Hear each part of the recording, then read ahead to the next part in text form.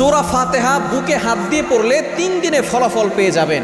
আপনি ফলাফল পেয়ে সন্তুষ্ট হয়ে যাবেন, কেননা এই সূরা ফাতিহার ভিতরে শেফা রয়েছে।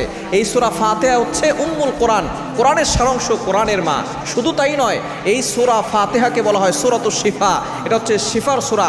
আপনি যদি অসুস্থ থাকেন, কঠিন বড় বিপদে পড়ে গেছেন, আপনি জটিল কঠিন রোগে আক্রান্ত হয়ে পড়েছেন, কোনোভাবেই আপনি সুস্থ হচ্ছেন না, এই সূরা ফাতিহার আপনি আমল করতে পারেন, কারণ সূরা ফাতিহার ভিতরে শেফা রয়েছে। হযরত আবু সাঈদ খুদরি রাদিয়াল্লাহু তাআলা আনহু একবার তাকে কমান্ডার বানিয়ে নবীজি সাল্লাল্লাহু আলাইহি সাল্লাম যুদ্ধের ময়দানে পাঠালেন। তারা যখন যুদ্ধ থেকে ফিরবে এমন সময় তারা সবাই ক্ষুধার্ত হয়ে পড়লেন। এক এলাকায় গিয়ে তারা খাদ্য চাইল, কেউ তাদেরকে খাদ্য দিতে চাইল না, খাবার দিতে চাইল না। তারা যখন সেখান থেকে চলে আসতে লাগলো, ওই এলাকার সর্দারকে সাপে দংশন করলো। তখন তারা কেউ চিকিৎসা দিতে পারলো না। একজন বলল যে কাফেলার লোকজন কিছুক্ষণ আগে এসেছিল, তাদের কাছে হয়তো কোনো চিকিৎসক থাকতে পারে। তখন আবু সাঈদ খুদরি রাদিয়াল্লাহু তাআলা আনহুর কাছে যাওয়া হলো।